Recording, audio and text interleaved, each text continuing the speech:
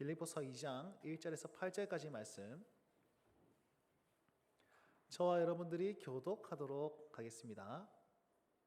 1절을 제가 읽겠습니다. 그러므로 그리스도 안에 무슨 권면이나 사랑의 무슨 위로나 성령의 무슨 교제나 긍휼이나 자비가 있거든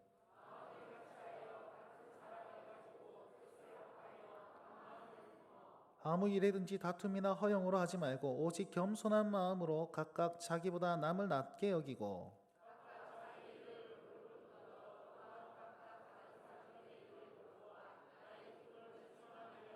너희 안에 이 마음을 품으라 곧 그리스도 예수의 마음이니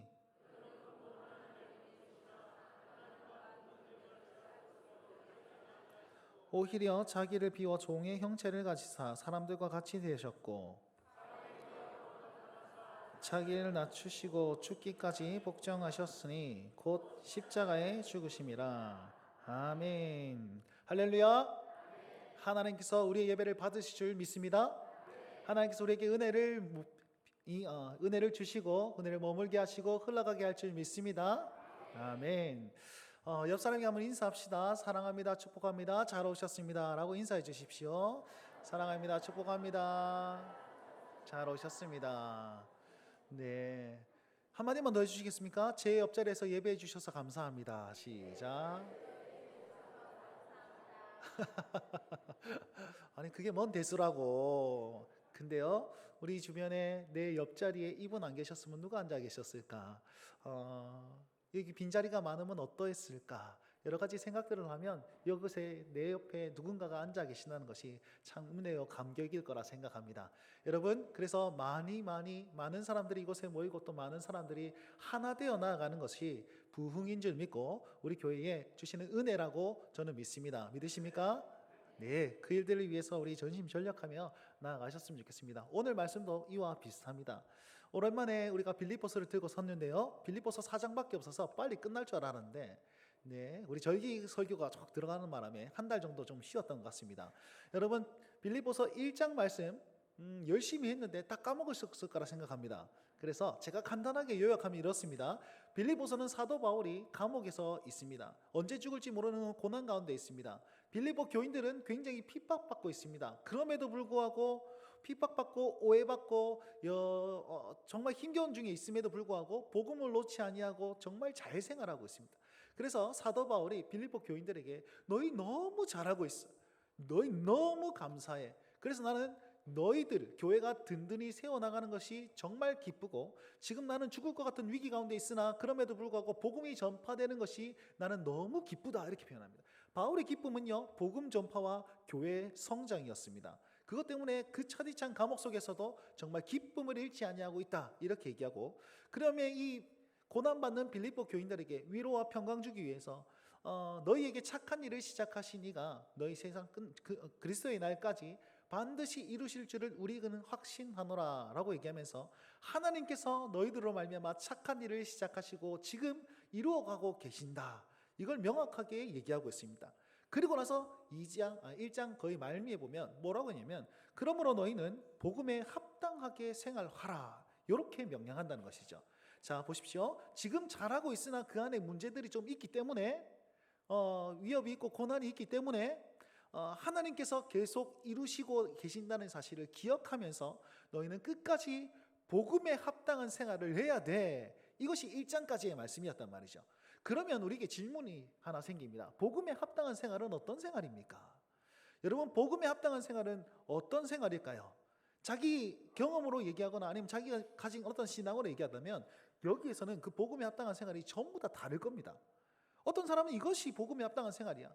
어떤 사람은 기도가 복음에 합당한 생활이고 전도가 합당한 생활이고 말씀 성경 읽는 것이 합당한 생활이고 구제와 봉사가 합당한 생활이고 뭐 다들 다 다를 것 아닙니까? 치유와 기적이 어떻게 보면 복음에 합당한 생활을 증명하는 것이야 이렇게 말할 것 아닙니까?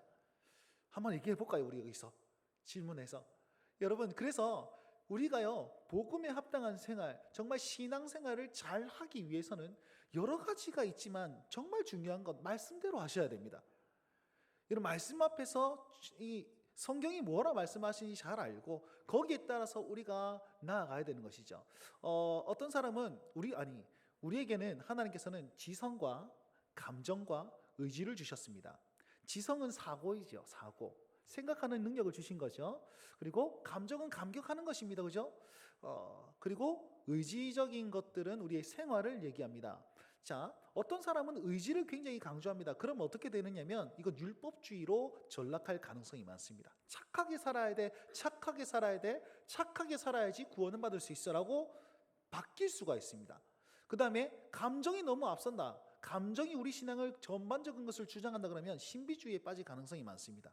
그냥 내가 기도했더니 이렇게 느껴져. 내가 기도했더니 이게 하나님 주시는 마음인 것 같아. 여러분, 세상에서 가장 위험한 말이 그 말입니다. 제가 기도했더니 우리 교회 이렇게 나가야 될 것 같습니다. 내가 기도한 말 아닌 것 같은데. 그러려면 어떻게 합니까? 여러분, 그거 감정이 앞서면 조금 위험합니다. 그리고 지성, 그러니까 정말 지성적으로 굉장히 그것만 집중하게 되면 근본주의라고 합니다. 성경을 문자 그대로 이어나가는 거예요. 그래서 성경에 돼지고기를 먹지 말아라. 그러니까 지금도 돼지고기 먹으면 안 됩니다. 이렇게 설교하면 골치 아프지 않겠습니까? 우리가 삼겹살을 포기할 수 없습니다. 족발을 어떻게 포기합니까? 근데 그걸 문자 그대로 가지고 오면 그렇게 적용된다는 것 사실입니다. 우리는 어떻게 신앙해야 되냐면 하나님 말씀, 지성적으로 바른 신앙을 배워야 하고 배운 다음에 그 감격으로 말미암아 살아야 하고 성령이 주시는 감동이겠죠. 그리고 하나님 앞에 헌신 봉사하면서 의지적으로 흔들림 없이 살아야 됩니다. 그래서 지성과 감정과 의지가 조화롭게 진행되어야 되는 거예요. 그런데 우리가 이게 굉장히 어렵다는 겁니다. 지성적으로 일단 공부하는 것부터가 힘들죠, 그죠? 그리고 체험적인 신앙이 우리는 더 은혜가 되거든요. 그래서 이렇게 체험을 가지고 나타납니다. 그러면 이 체험을 가지고 사는 사람은 하나님 이런 하나님으로 될 거예요. 저런 하나님으로 될 겁니다. 여러분, 그 체험 속에서는 어느 것이 밑바탕이 되어 있냐면 내 중심이라는 것이 밑바탕이 되어 있습니다. 제가 아까 설명드렸잖아요. 내가 기도해 봤더니 이런 메시지를 주셨어. 근데 이게 공통적인 메시지는 아닐 거예요. 본인에게 주신 은혜일 겁니다. 내게 방언을 받았습니다. 신령한 은사를 받았습니다. 근데 왜 너는 못 받냐? 이건 아니라는 것이죠. 그건 하나님께서 특별히 나에게 주신 은사예요. 그래서 감사하고 감격하고 주님 앞에서 정말 기뻐할 필요가 있습니다. 그래서 방언도 사모하시고 신령한 것도 사모하셔야 돼요. 그런데 그걸 가지고 교회 전반적으로 일반화 시켜가면서 이렇게 하는 신앙은 틀렸다는 것입니다. 그럼 무엇을 일반화해야 됩니까? 하나님의 말씀, 그분이 무엇을 말씀하시는가, 그것이 우리 모두가 누려야 될 것입니다. 한 가지 예를 한번 들어보면 그렇습니다. 제가 고3 때, 제가 이거 말씀드린 적이 있는지 없는지 정확하게 잘 모르겠습니다만 처음 듣는 것처럼 들어주십시오. 제가 고3 때 정말 고신대 신학과를 정말 가고 싶었습니다. 그리고 하나님 앞에 기도하면서 부르심을 받았습니다. 처음에는 음악 교사가 되고 싶었거든요. 근데 빨리 보내고 일찌감치 포기하고 그건 아닌 것 같다. 그러면서 하나님 앞에 열심히 기도하면서 소명 가지고 시험을 쳤습니다. 수능을 쳤는데요. 제가 01학번이거든요. 그때 수능이요. 우리나라 역사상 가장 쉬웠다고 저는 생각합니다. 너무 쉬웠어요. 제가 원래 모의고사를 치면 수학이 80점 만점이었는데 한 40점, 45점, 못 치면 한 25점 이렇게 났었어요. 근데 수능을 쳤는데 비웃으셨어요 지금. 수능을 쳤는데 68점이 나왔거든요. 찍은 거 아닙니다. 그냥 다 풀리더라고요. 제일 마지막 문제 몰라가지고 1 썼는데 맞았어요. 그래가면서 운빨도 좀 받아가지고 68점이 받았단 말이에요. 근데 저만 잘 친 게 아니고 모든 사람들이 다 잘 쳤습니다. 평균 30점 이상 올랐고 평균 50점 이상 다 올랐단 말이에요. 그러니까 사람들이 점수가 확 높아가지고 선생님이 저하고 이제 상담을 하는데 그 선생님이 저렇게 이렇게 말씀하셨습니다. 네가 고신대 신학과를 가고 싶은 건 알겠는데 네 성적으로는 안 된다 이렇게 하셨어요. 가망성이 희박하다도 아니고 그냥 안 된다고 포기하게 만들더라고요. 그러면서 다른 곳은 안정적인 곳을 쓰자, 혹시 모르니까. 그래서 가학원에는 뭐 썼는지 모르겠는데 정치, 언론, 경제학, 이름 좋아서 썼습니다. 두 번째는 그 북한학과, 북한 선교를 위해서 가보자, 북한학과 썼습니다. 고신대 신학과 쓰고 다음은 뭐 썼는지 기억도 안 납니다. 그냥 즉흥적으로 마음먹고 썼어요. 그 결과적으로는 다른 때는 다 안정권에 썼거든요. 그런데 결과적으로 딱 보니까 어떻게 되냐면 고신대 신학과 빼고 다 떨어졌더라고요. 놀랍지 않습니까? 하나님께서 저를 고신대 신학과 보내기 위해서 이렇게 역사하셨습니다. 라고 여러분 제가 설교하고 하나님 이런 분이시다라고 하면 이게 진짜일까요? 여러분 저는 그렇게 믿습니다. 하나님 나를 그곳에 보내기 위해고 하나님의 특별한 계획이 있으셔서 수능의 판도를 바꿔가지고 역사하셨. 저는 그렇게 믿어요. 근데 이걸 가지고 일반화 시키는 거예요. 여러분, 하나님께서 수능을 반대로 바꾸셔가지고 나를 살리시고 나를 그것에 역사하셨습니다 라고 얘기하면 틀렸다는 거예요. 왜냐하면 진짜 예를 한번 들어봅시다. 어떤 사람은 고신대 신학과 가기 위해서 열심히 공부했습니다. 근데 성적이 많이 나왔어. 그래서 딴 데 썼단 말이야. 근데 똑 떨어졌어. 똑 떨어져가지고 재수하게 됐으니까 여자친구가 난 재수생활 만나기 싫어 헤어졌습니다. 낭망해가지고 군대를 갔어요. 군대를 갔는데 선임들이 갈구는 거야. 탈영했어요. 충격받아가지고 어머니가 쓰러졌습니다. 가가지고 군대에서 열심히 힘들게 나왔고 제대해가지고 겨우 한 3, 4년 만에 고신대 신학과에 다시 들어왔는데 갑자기 제가 간증하는 이렇게 얘기하는 거예요. 하나님께서 나를 이곳에 보내기 위해서 수능을 정말 쉽게 내주셔가지고 이곳에 나를 보내셨습니다. 할렐루야. 그러면 그 사람은 어떻게 될까요? 자기는 수능 잘 쳐가지고 뺑뺑이 돌아가지고 여자친구랑 헤어지고 부모님 아프고 군대에서 진짜 힘들게 해가지고 여기까지 왔는데 다른 하나님입니까? 그러니까 내 경험을 가지고 하나님을 말하게 되면 제 경험과 내 경험이 이게 반대되는 경향이 생긴다는 거죠. 우리는 그렇게 하나님을 믿으면 안 됩니다. 내 개인, 이걸 자의적 해석이라고 그럽니다. 내 마음대로 해석하는 것. 그래서 자의적 해석이 아니라 말씀에 있는 대로 그래서 하나님 부족하지만 저를 통해서 들려지는 메시지를 통해서 여러분 믿으시고 그것에 감격하셔서 내 생활 속에 적용하면서 의지적으로 살아야 되는 겁니다. 이게 신앙생활을 제대로 하는 방법이라고 저는 생각합니다. 여러분, 그래서 오늘 이 말씀은 사도 바울은 이 빌립보 교인들에게 복음에 합당하게 생활하십시오. 어떻게요? 라고 얘기할 때에 뭐를 제시하고 있습니까? 하나님의 말씀을 볼 필요가 있겠죠. 5절 말씀입니다. 5절 말씀 다 같이 한번 읽겠습니다. 시작. 너희 안에 이 마음을 품으라. 아멘. 자, 어떻게 하면 복음에 합당하게 생활할 수 있습니까? 너희가 예수님의 마음을 품고 살면 돼. 너희가 그 예수님의 마음을 본받아 살면 돼. 이 얘기를 다 하고 있는 거죠. 하나님 말씀이 그렇게 말씀하셨습니다. 그럼 또 물어보겠죠. 예수님의 마음을 품고 사는 것이 어떤 삶입니까?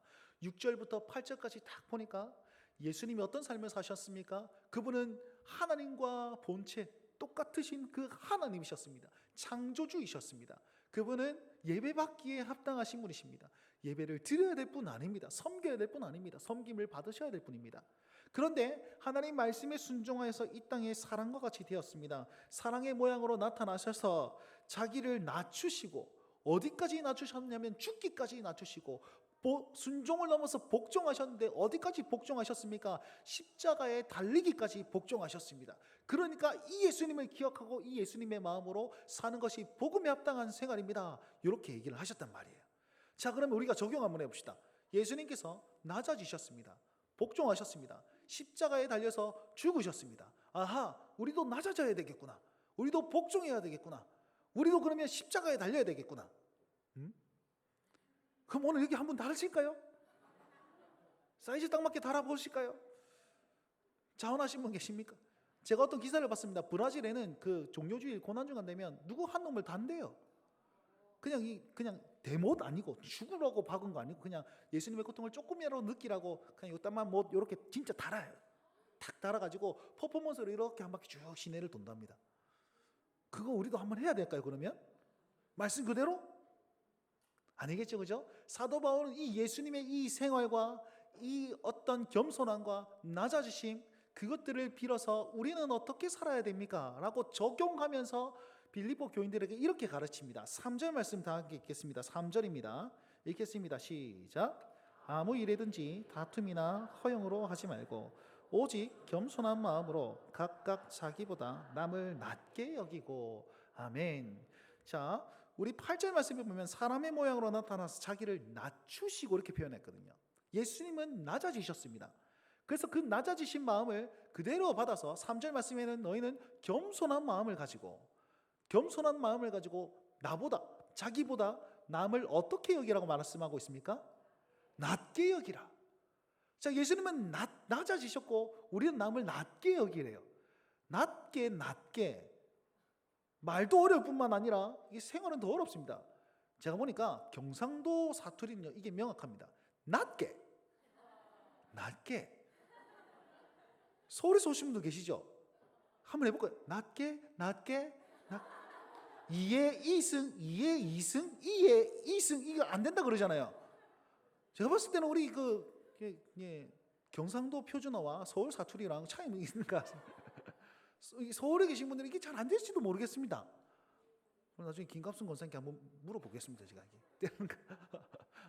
한번 식사 시간에 한번 여쭤보십시오. 왜냐하면 이게 발음도 비슷할 뿐만 아니라 이게 생활도 우리에게는 어려움이 있습니다. 보세요. 내가 남을 낮추는 거요 정말 쉽습니다. 비방하는 것 정말 쉬워요. 여러분 발 없는 말이 천리 간다 그러고 있죠. 반말은 뭐 누가 듣고 이 낱말은 누가 듣는다 하잖아요. 아무도 말한 게 없는데 다 알게 되었어요. 이게 말이라는 거예요. 이게 사람이란 겁니다.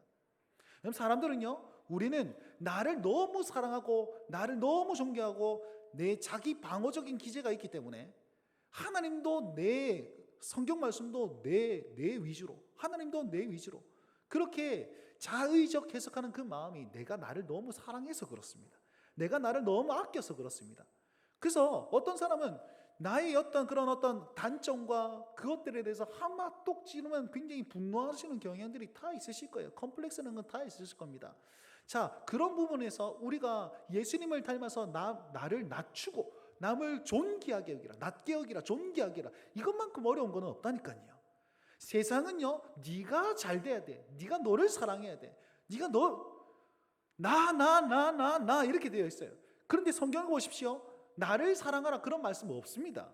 하나님을 사랑하십시오. 이웃을 사랑하십시오. 나는요, 그런 말씀 안 하세요. 나를 위해서 살라 말씀하시지 않습니다. 남을 위해서 살아라고 얘기하고 있지요. 그러니까 우리에게 고난이 있는 겁니다. 이사야서 말씀을 보시면 이사야서 14장 말씀인데요. 거기 보시면 사탄이 어떤 전략을 가지고 나아가는지에 대해서 쭉 풀어서 써놨습니다. 사탄은 어떤 존재냐면 사탄은 계속 높아지려 하는 존재다 이렇게 표현하고 있습니다. 사탄은 계속 높아지려 합니다. 너희가 높아져야 돼, 높아져야 돼, 높아져야 돼. 저 사람 밟아 이겨서 내가 1등 해야 돼. 2등은 안 돼, 1등 해야 돼. 계속 높아지라고 얘기합니다. 나만 생각하라고 얘기합니다. 그러니까 사탄이 예수님께 뜬 와가지고 예수님 40일 동안 금식하면서 기진맥진할 때 시험하지 않습니까? 세 번째 시험이 무엇이었습니까? 네가 나에게 절 한 번만 해. 그럼 내가 온 천하를 너에게 주겠어. 내가 너를 높여주겠어. 높여주겠어. 한 번만 나에게 절을 해. 내가 높여주겠어. 십자가에 달릴 필요가 없어. 높아졌는데 왜 달려? 그런 길 가지 말고 잘 되는 길 가야지. 이렇게 유혹하는 게 사탄의 존재라는 것이죠. 비단 사탄의 존재입니까? 우리에게도 모두 다 그렇게 얘기하면서 가스라이팅 계속 유혹하고 있다니까요. 그러니까 우리는요, 세상에 살다 보면요, 남을 낮춘 것에 익숙해져 있습니다. 예수님께서 오셨습니다. 예수님께서는 어떻게 말씀하십니까? 예수님께서 가늠하다 걸린 여인을 딱 데려온 그 서기관과 바리새인들, 대제사장들, 그들이 딱 왔어요. 예수님, 이 사람 어떻게 해야 됩니까? 모세의 그 율법서에는 돌로 쳐 죽이라 했는데 당신 어찌하겠습니까? 가지고 더러운 녀석 그러면서 계속 분노했을 것 아닙니까? 그 주변 사람들이 전부 다 어디 이런 막 욕하고 손가락질하고 돌을 들었다 놨다 씩씩거리면서 막 그러고 있습니다. 여러분, 그러면 그럴수록 저 사람은 죄인이야 이게 드러나는 게 아니고요. 내가 씩씩거리면서 저 사람 죄인이야 말하면 말할수록 내가 존귀해집니다. 무슨 말이냐면 나는 안 그래. 저런 죄인들 나는 그렇지 않아라는 것을 그런 식으로 표현하는 거예요. 예수님께서는 그 마음을 너무나도 잘 알았습니다. 그러니까 뭐라고 말씀하시죠? 죄 없는 자가 돌로 치라. 그러니까 사람들이 그 양심에 나도 죄가 있구나 이걸 돌을 내려놓게 되는 거죠. 예수님의 가르침과 예수님의 방법은 이런 것입니다. 세상은 나를 높아지려고 남을 낮추어가지고 너를 낮게 여기라 이렇게 얘기하는데 예수님은 나를 낮추고 남을 낮게 여기라 이렇게 얘기하잖아요. 여러분, 이 말씀을 꼭 기억하십시오. 세상은 우리를 반대되는 것으로 계속 얘기하고 있습니다. 그러나 하나님의 말씀은 나보다도 이웃을, 나보다도 하나님을 더욱더 사랑하라. 하나님 사랑, 이웃 사랑이 우리에게 복을 받는 길이며 우리가 그리스도인답게 사는 길이라는 사실을 명확하게 얘기하고 있습니다. 이 말씀을 꼭 기억하시길 바랍니다. 그러하여서 지금 이 마음을, 예수 그리스도의 그 마음을 우리가 품고 겸손한 마음으로 우리 서로를 낮게 여깁시다. 서로를 존귀하게 여기실 수 있도록 마음에 결단하시고 최선을 다해서 의지적으로 행동하실 수 있길 주의 이름으로 축원드립니다. 제 경험 하나만 얘기하겠습니다. 제가 어떤 일이 있었냐면 한 10여 년 전입니다. 제가 그때 전도사 시절이었고 이제 신혼이었습니다. 결혼을 해가지고 이제 저기 앉아 있는 백주환이가 한 3개월 들어가 있었나 4개월 들어가 있었나 이제 배가 좀 이렇게 좀 나올 그런 시점이었어요. 그 당시에 제가 섬기던 교회에 좀 이상한 사람 한 분이 계셨습니다. 그 사람은요 어떤 분이냐면 항상 예배에 5분 10분 늦게 와요. 그러면서 뒤에 딱 보면 다 스캔합니다. 싹 스캔해가지고 정말 이쁜 청년들이 있으면 이쁜 자매 옆에 탁 앉아요. 그러면서 하루 종일 쫓아다닙니다. 가면 이렇게 화장실 갔다가 아니 화장실이 밥 먹으러 가면 뒤에 쫄쫄 따라가고 그 옆에 이제 안녕 계속 도망다니면 또 쫓아가는 거예요. 청년의 예배하면 그 옆에 다 앉아가지고 계속 쫓아다니는 거예요. 그게 본인의 하루 일과였어요. 주일 일과. 근데 어느 순간 갑자기 우리 아내를 쫓아다니기 시작하는 겁니다. 자랑하고 있는 건다 예쁘다고. 지금 한 몇 주 쫓아다녔어요. 그러니까 사모님들이 와가지고 어머나 저기 임신했는데 깜짝 놀라면 어떡하노 막 고민이 되고 옆에 철동 방어를 딱 했거든요. 근데 한순간 화장실 갔다가 들어오는데 놓쳤단 말이에요 사모님들이. 그러니까 이 사람이 화장실 앞에서 기다리고 있는 거야. 그러니까 아내가 싹 너무 무서워가지고 갑자기 확 해서 엘리베이터로 확 들어갔는데 그분이 갑자기 엘리베이터 확 들어온 거죠. 그래가지고 아무 때나 눌러가지고 아무 방이나 들어가가지고 저기 좀 이게 있을게요. 이러니까 나중에 집사님께서 저한테 얘기했죠. 전도사님, 사모님 오늘 미션 임파서블 하시던데요. 막 도망다니고 그러던데요. 안 되겠다 싶어서 저거 말 좀 해야 되겠다 싶어서 제가 똑똑똑 저기요 이러시면 안 됩니다. 저희 아내고 애기도 있고 그러니까 그럼 쫓아다니시고 그러시면 안 됩니다. 이렇게 얘기했더니 니하고 상관없거든. 이거 우리 둘만의 문제거든. 이미 연애를 시작했어 그분은. 그러면서 내가 이 나라 대통령이거든.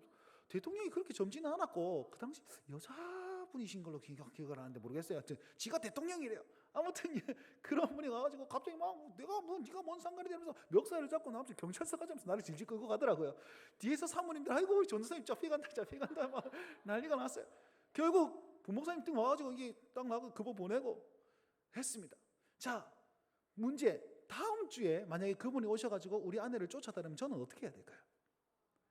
만약에 멱살을 잡고 막 교회 앞에서 신랑이 가가지고 막 두드러 벗고 잡고 막 머리끄댕이 잡고 이러면 경찰 오겠죠, 그죠? 경찰 오면 동네 주민들이 다 볼 거 아닙니까? 어머나 저 교회가 무슨 일이야?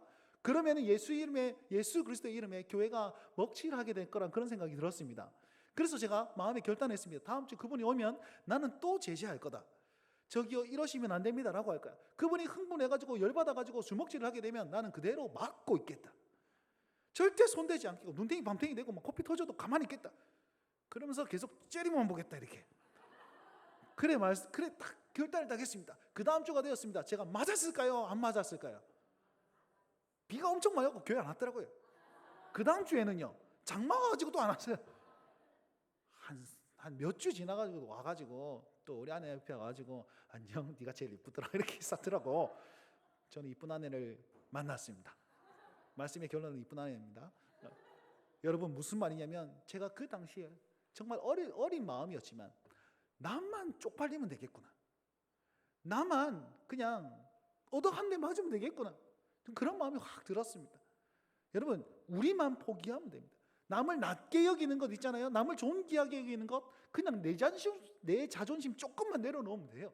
그냥 내 생각, 내 고집, 내 아집 조금만 내려놓으면 됩니다. 그러면 저분을 높여드릴 수가 있습니다. 그런데 여전히 내 안에 내가 살아있기 때문에 예수 그리스도의 마음이 아니라 그냥 나의 어떤 욕망과 나의 자존심과 나의 어떤 그 부분들이 너무 견고하게 자리 잡고 있으니까 이거 침범하면 안 돼. 이거 네가 나한테 지금 덤비는 거냐? 이러면서 싸움이 시작되는 건 아니겠습니까? 그러니까 조금만 더 우리가 겸손하고 그 순간만큼은 예수님의 마음으로 나아가 보시자고요. 나를 내려놓는 것, 남을 높이는 것이라 여기면서 예수님께서 그렇게 복종하며 십자가에까지 낮아지셨듯이 나에게도 그런 마음들을 주시옵소서. 나에게도 그런 은혜를 주시옵소서. 그런 담력을 허락하시고 그런 마음을 허락하여 주옵소서. 억지로 그렇게 하셔야 돼요. 가만히 있으면요 나는 높아지게 되어 있습니다. 나 가만히 있으면 남을 낮추게 되어 있습니다. 그러니 그런 어떤 결단이 오늘 이 시간 여러분들 모든 사람에게 있으시길 주의 이름으로 축원드립니다. 자 그러면 나 혼자서 열심히 하면 됩니까? 여러분 만약에 내가 진짜 낮추고 겸손하여서 저분을 섬기겠습니다. 어머나 권사님 너무 이쁩니다. 집사님 너무 블링블링합니다. 얘들아 너무 착하다. 계속 좋은 말만 하고 나는 뭐 겸손하게 나는 아닌데 당신은 그러십니다. 계속 높여드립니다. 그러면은 모든 사람 저분 진짜 괜찮으신 분이야 이렇게 얘기할까요? 어떤 분은 꼭 이렇게 얘기합니다. 지만 잘났나? 나는 좋은 일을 하는데 생각이 다르다. 생각이 다르다. 니만 잘났나? 니만 그렇게 하는 거냐? 그렇게 말 나올 수도 있습니다. 속으로 생각해도 있잖아요. 저런 사람들 다 알아요. 이게 신기한 거예요. 말이 그렇게 무서운 겁니다.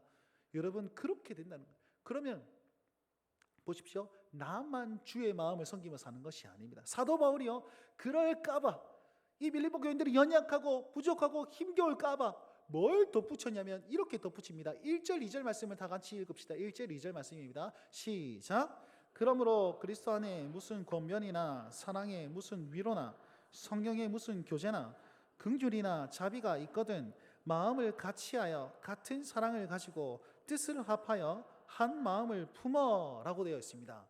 여러분, 앞에 1절 말씀 보시면 진짜 좋은 것들 많이 나옵니다. 보십시오. 권면, 사랑의 위로, 성령의 교제, 긍휼, 자비, 정말 좋은 것 아니겠습니까?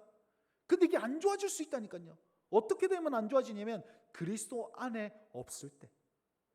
2절 말씀 보십시오. 이것들이 있을 때 너희들이 한 마음과 한 뜻으로 같은 마음과 같은 사랑 가질 때에 이것이 온전해지는 것이지, 같은 마음이 안 질 때는 이게 상처가 되고 힘겨움이 되고 남을 낮아지게 하고 낮추는 어떤 행위가 되더라는 것이죠. 그러니까 너희 먼저 같은 마음을 가지고 이 안에 있어야 돼, 이렇게 얘기하고 있는 겁니다. 여러분, 우리가 같은 마음을 가지기가 그렇게 쉽습니까? 여기 모든 사람들에게 같은 마음을 가지라, 그런 말하면 되겠습니까?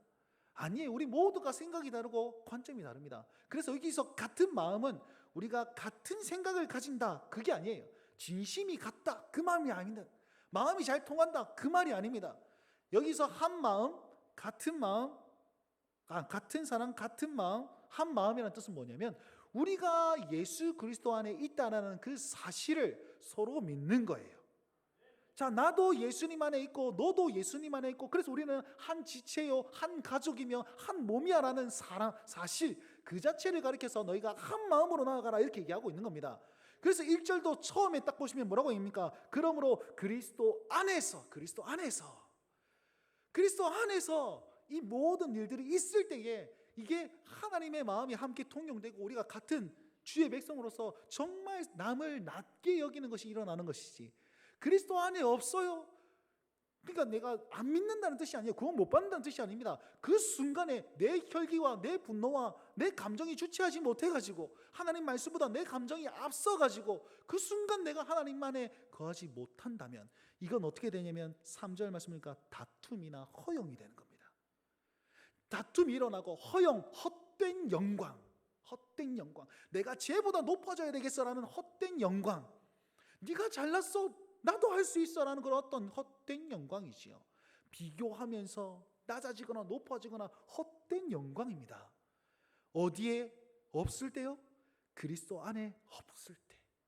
우리가 그리스도 안에 있고 그리고 한 마음으로 서로를 바라볼 때에, 같은 사랑으로 바라볼 때에, 같은 사랑, 우리 어떤 사랑입니까? 예수 그리스도의 그 사랑이지요. 그 사랑 안에 우리가 같이 있을 때에 우리가 어떤 권면을 하더라도, 여러분, 누가 나에게 해코지하면 기분 좋은 사람이 누가 있겠습니까? 걸고 넘어지면 기분 좋은 사람 누가 있겠습니까? 근데 그리스도 안에 있을 때에 그 권면은 은혜가 되는 것입니다. 위로합니다. 차 위로해가지고 걔 안타. 근데 그 위로가 온전하게 되던가요? 아니요. 우리의 유일한 위로는 예수 그리스도 안에밖에 없습니다. 우리가 계속 하이델베르크 교리입니다 배우고 있지 않습니까? 유일한 위로는 그의 존재가 되는 것입니다. 그러니까 그리스도 안에 있을 때에 위로가 위로다워지는 것이고, 교제, 우리 많은 교제를 합니다. 식사의 교제, 커피의 교제, 이박구의 교제, 구역 모임의 교제, 여러 가지 교제합니다. 근데 그 안에서 그리스도 안에 없으면 그거는 개모임이 됩니다. 예수 그리스도가 없으면 그건 개모임일 뿐입니다.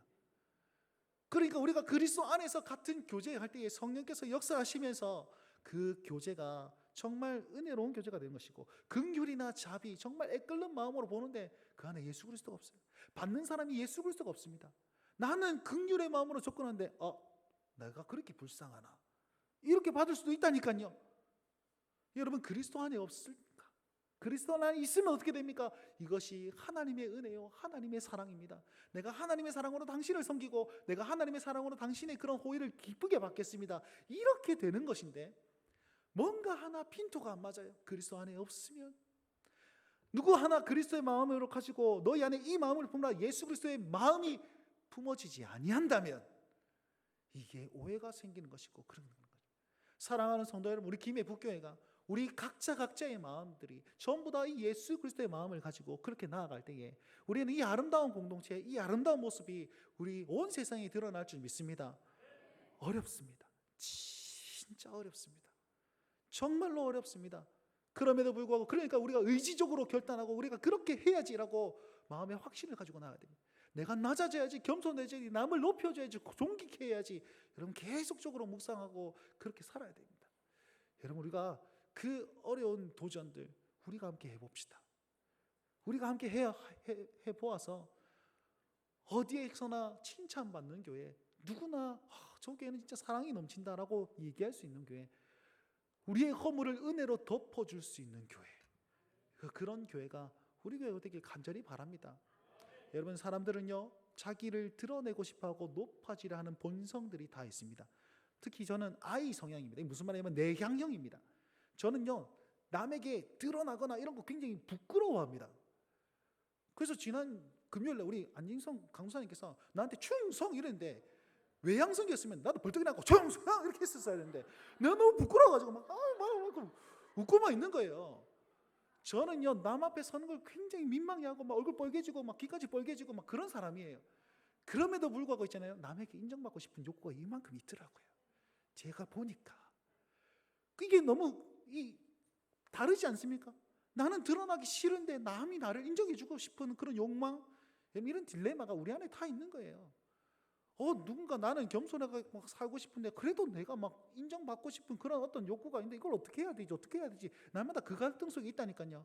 그런데 보십시오. 오늘 우리가 같은 그리스도의 마음을 가지고 남을 낮게 여기면 내가 나를 높이지 않아도 저분이 나를 높여줄 겁니다.